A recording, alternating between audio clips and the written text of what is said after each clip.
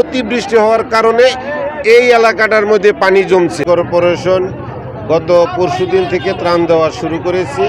আসলে আমাদের গাজীপুর সবচাইতে একটা উঁচু ভূমি, বাংলাদেশের সবচাইতে বৃহৎ একটি সিটি কর্পোরেশন। আমাদের এখানে কখনো ওই রকম জলবদ্ধতা বা পানি বন্দি বা পানি এখানে জমে বন্যা হয় এরকম না। এখানে অতিবৃষ্টি হওয়ার কারণে কিছু কিছু এলাকায় পানি এখানে ঢুকেছিল। তার মধ্যে কাউলতিয়া আমার একটি এলাকায় কিছু পানি হয়েছিল, সেখানে আমি 500-র মতো ত্রাণ দিয়েছি।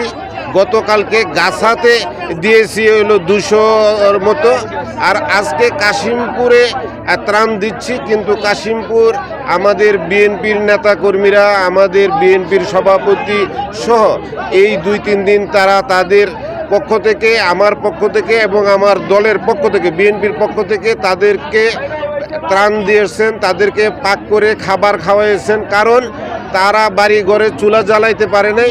এই মানুষগুলো যাতে কষ্ট না করে, এটা দলের পক্ষ থেকে আমাদের নেতাকর্মীরা এটা অব্যাহত রেখেছেন।